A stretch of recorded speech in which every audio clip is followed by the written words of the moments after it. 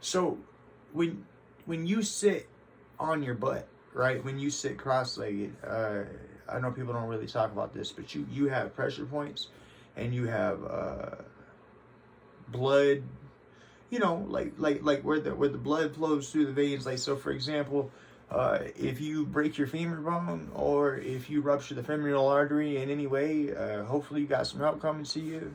You know, blessings, because femoral artery bleeds out a lot, right? You will hopefully make it. But the amount of blood flow that goes through your legs and through your gluteus maximus, right? There are so many pressure points in your butt that if you just literally sit on your butt for a period of time, your legs will go completely numb. Your legs will fall asleep. We all know this. We've all done this. Okay. So if you continue to breathe into that and to not move, but to allow the rest of your body to fall into that sleep mode while you're meditating in the way that I just told you right here, I can't speak for you, but for me, what ended up happening was I felt high. I felt high, and it was the best I had ever felt, and it was freeing, but it was sobering and attentive, and very much a hear thing, but a hear in me thing, if that makes any sense. And I just reveled in it, and I just couldn't get enough of it, and I just breathed, and I breathed, and I breathed, and I breathed, and I focused on inhaling positive energy and exhaling negative, and just kind of washing myself. And what had happened was that my body went entirely numb. Now, I give you this as a pointer. While you're doing this, I'll even put this up on the board because it's actually important too. While you're doing this, while you're holding for 10, right? You're inhaling for 10, holding for 10, exhaling for 10. Like I said, the hold is not as important as the inhale and the exhale, but the inhale and exhale are both equally important. You want to make sure that you count that. That's not 10 seconds. That's not seconds. That's count. That's what is your count. What is your rhythm? What is your speed? Your speed can be whatever. If you make this a fast thing, though, you will hyperventilate. So that there's that. But, so if you do this and you sit on your gluteus maximus until your legs go to sleep, right? And your body starts to go numb, what'll end up happening is you'll start to itch. Like, you'll feel like, oh, like, I don't know how to explain it to you. You know what I'm saying? When you start feeling your leg go to sleep, it itches, right? You with me? Okay? You feel as if you got a hair that moved, or if somebody's tickling you or something like that, right? If you don't respond to that, if you realize that you are perfectly fine, you are perfectly okay, and you have no reason to itch, and we're gonna you know what we're gonna put it as? We're gonna put it as relax beyond the itch. Okay?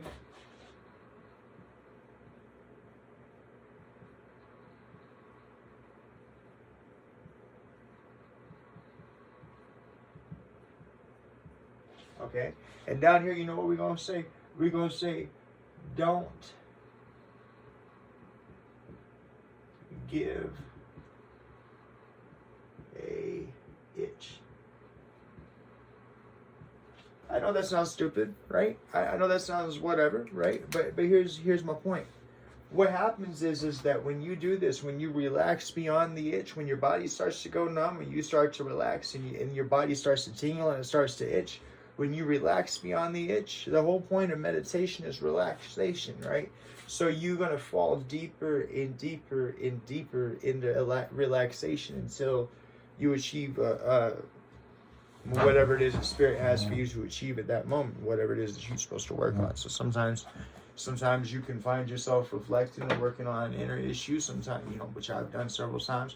Sometimes you can find yourself, just like I say, whatever Spirit has for you to work on at that moment. I'm gonna tell you, before I go on with my spiritual experience, I'm gonna tell you, the baddest mother effer in your life is you. Okay? Here's what I mean. Is people, terrible people, could abduct you and do horrible things to you, right? And they could do these over a while, right? I've had a version of that happen to me. But nobody can do in 5 years what you could do to yourself in 5 seconds. And the reason why I say that is because the baddest mother effer in your life, I just gave you their address. I just showed you how to get to them. Because I want you to know something.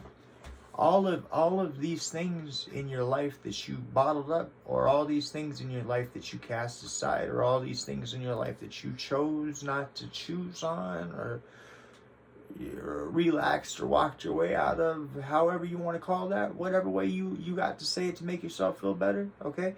They all still exist. They're all still there.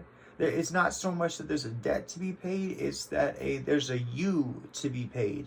And only you can do it. Okay, so you have to go to this address, knock on this door. Like I told you, the combination is 10, 10, 10, right?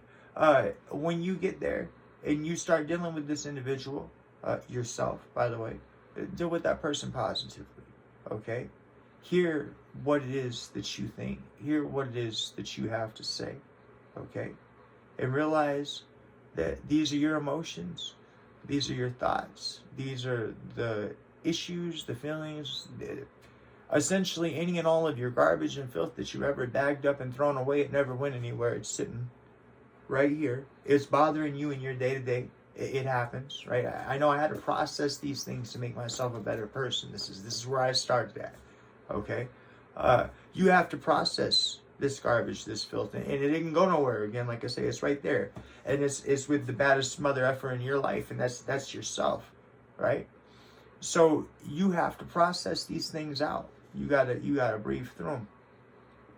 And relaxation is the best way to go about it, because you can only really start to process these things once you start to understand that the things that bother you and the filth that you didn't deal with and all that, there's synchronicities to it, right?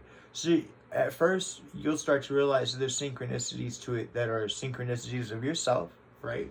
So you'll start to learn that there is if you live your life with a chip on your shoulder, or if you live your life with a smile on your face, or whatever, there's a synchronicity to it, and that's you, right? But then as you start to dissolve yourself out of the situation, you'll start to learn that there is a synchronicity to it, which, in my opinion, is God. Okay, I feel that I've been given evidence to support the fact that it actually is God, but that's my opinion. I choose not to push my opinion on nobody. So you do what you do on that. But personally, I decided that once you take the you out of your life, you start to realize that life revolves and evolves synchronistically, and you start to put these things together, okay? To me, that was the beginnings of my communication. To me, that was the beginnings of my awareness or reawareness. My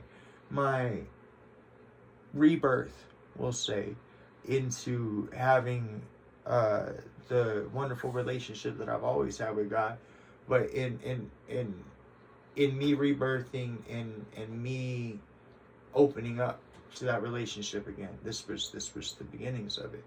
And all I really had focused on was, like I say, inhaling positive and exhaling negative. And the more I focused on that, the more I found things that hurt, and the more that they hurt me back. I didn't push them aside, but I focused on inhaling positive. See, I'll give y'all something right here. Now look, I give you a couple things. I give you two things. So number one, I don't know that by any means I am an example of a man, or that I should ever be an example of what a man should be, or anything like that. But I know that there are two things that all the men in my life, my father, everybody have failed to do, right? And one of them is that nobody has ever explained what manhood is, right? And nobody has ever explained how to deal with fear.